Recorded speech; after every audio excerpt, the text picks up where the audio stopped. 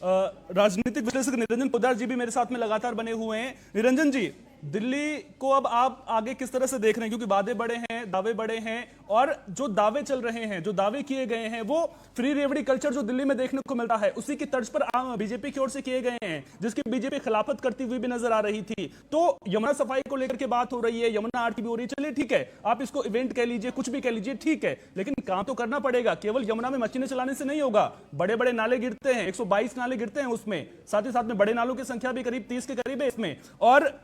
Plan BJP का, उसे आप किस तरह से देखते हैं? क्या ये सब दिखावा, अभी आज जो कुछ भी हो रहा है, क्या वो दिखावा मात्र है, या फिर आगे आपको लग रहा है कि काम होगा अब दिल्ली में? देखिए सोहन सिंह जी, निश्चित रूप से मुझे ही नहीं, तमाम दिल्ली वालों को इस चीज के लिए बहुत आसान्वित होना चाहिए कि अब शायद दिल्ली का जो विकास है, या यूं कहें कि दिल्ली अपनी विकास की पटरी के ऊपर स्पीड पकड़ने जा रही है। उसका मुख्य कारण 2-3 बिंदु हैं। यहाँ पे केवल आप एक सरकार मत मान के चलिए कि बीजेपी ने दिल्ली के अंदर अपनी सरकार बनाई है। आप ये मान के चलिए कि दिल्ली जो एक केंद्र शासित प्रदेश है, यहाँ पे 3 टेरिटरी काम करती है। एक होता है जिसके अंदर केंद्र शासित प्रदेश का जो एक स्टैग है, चाहे वो डीडीए के तहत हो और चाहे वो दिल्ली पुलिस के तहत हो, यानी कानून व्यवस्था का मामला हो। दूसरा स्टैग है वो है दिल्ली सरकार का, और तीसरा जो स्टैग है वो है एमसीडी का। और पहली बार दिल्ली के अंदर ऐसा होने जा रहा है सोहन सिंह जी कि दिल्ली के अंदर ट्रिपल इंजन की सरकार बनने जा रही है, क्योंकि आपने 2 इंजन तो देख लिए, तीसरा इंजन जिस तरीके से अभी एमसीडी के अंदर आंकड़े हैं, और अप्रैल के अंदर जब मेयर चुनाव होगा तो निश्चित रूप से भारतीय जनता पार्टी की सरकार बननी संभावित है एमसीडी के अंदर, तो ट्रिपल इंजन ये हो गए। जबकि मैं तो ये कह रहा हूं कि दिल्ली के चारों इंजन अब एक ही दिशा के अंदर एक ही तरफ खींचेंगे दिल्ली को, और वो चौथा इंजन मैं कह रहा हूं एलजी को, क्योंकि जब केंद्र शासित प्रदेश है, लेफ्टिनेंट गवर्नर यहाँ पे गार्जियन की भूमिका में है, तो निश्चित रूप से उनकी भूमिका बहुत अहम महती बन जाती है। अब आप ये मान के चलिए कि जो जिसको कहते हैं एलजी सेक्रेटरीट और केंद्रीय सरकार का सेक्रेटरीट और दिल्ली सरकार का सेक्रेटरीट, जब तीनों मिलकर के और सामंजस्य से दिल्ली को विकास करने का प्रयास करेंगे तो निश्चित रूप से दिल्ली का विकास संभावित है। और सबसे बड़ी बात एक और क्या है सोहन सिंह जी, कि मेरी कई वरिष्ठ लोगों से बात हो रही है, भारतीय जनता पार्टी के वरिष्ठ नेताओं से मेरी व्यक्तिगत मेरी जो मेरे जो संबंध है उसकी, तो वो ये कह रहे हैं कि अब नरेंद्र मोदी जी का जो सपना है या उनका जो एक विजन है वो ये है कि दिल्ली को एक अंतर्राष्ट्रीय राजधानी बनाई जाए, और यहाँ पे जो समस्या है उन समस्याओं को समूल निवारण करके और पूरे देश के अंदर दिल्ली को एक मॉडल के रूप में, क्योंकि आज तक जिस तरीके से पिछले 11 वर्षों के अंदर केंद्र सरकार काम कर रही है और वो बता रही है कि हमने इतने एम्स बना दिए, इतने हमने फ्लाईओवर बना दिए, इतने हमने रोडें बना दी, इतना फनाल बना दी, लेकिन वास्तविकता ये है कि वो केंद्र बिंदु में नहीं है। लेकिन अगर दिल्ली का चहुमुखी विकास होगा तो ये पूरे देश को दिखाई देगा, क्योंकि दिल्ली के भारत के हर एक प्रदेश का व्यक्ति दिल्ली के अंदर कहीं ना कहीं निवासी है, यानी कि दिल्ली प्रवासियों से बसी हुई दिल्ली है। तो जब दिल्ली का निवासी अपने प्रदेशों के अंदर जाएगा और दिल्ली के विकास की जब गुणगान करेगा तो वहां पे भी भारतीय जनता पार्टी की ख्याति और प्रतिष्ठा के अंदर 4 चांद लगेंगे, यानी कि दिल्ली सबको दिखाई देता है, चाहे मीडिया के रूप में देखिए, चाहे अंतर्राष्ट्रीय जो यहाँ पे जो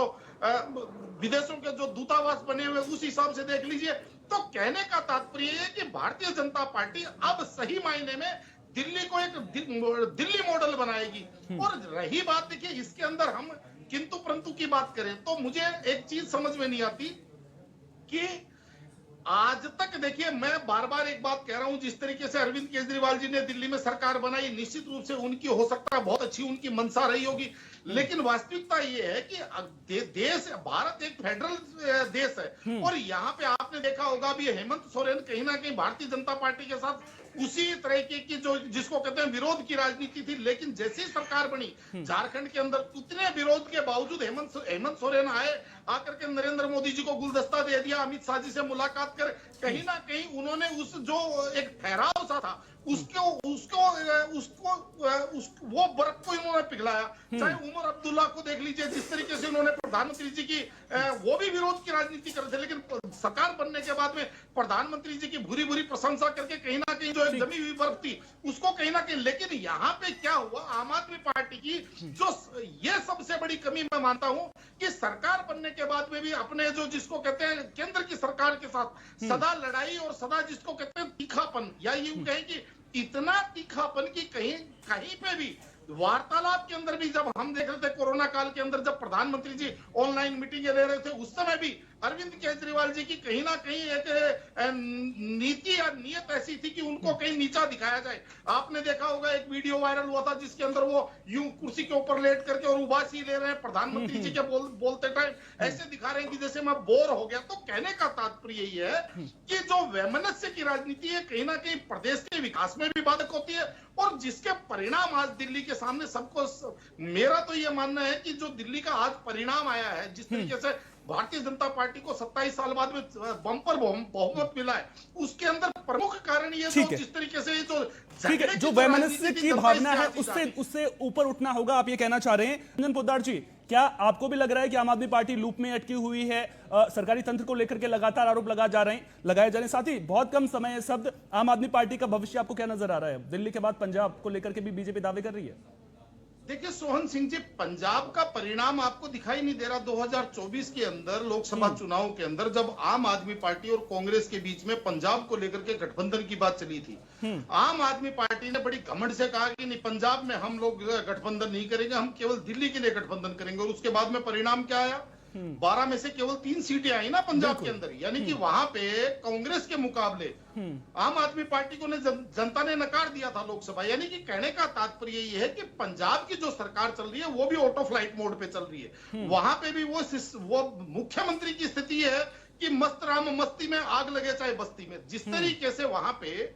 सुनने में आ रहा है कि मुख्यमंत्री जो साहब हैं वो 6 घंटे की सरकार बताते हैं मुख्यमंत्री जी को, तो कहने का तात्पर्य ये है कि आज पंजाब के अंदर भी कहीं ना कहीं मेरे हिसाब से आम आदमी पार्टी का वो जो लोगों के अंदर जो एक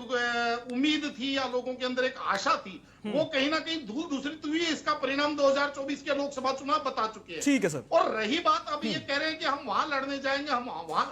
देखिए सीधी सी बात आपको मैं बताऊं, जब आप लुढ़कने लगते हैं तो उसके बाद में आपको संभलने में कितना समय लगेगा, आप संभल पाते हैं या नहीं संभल पाते हैं। हमने जिस तरीके से हमने असम गण परिषद को देखा है,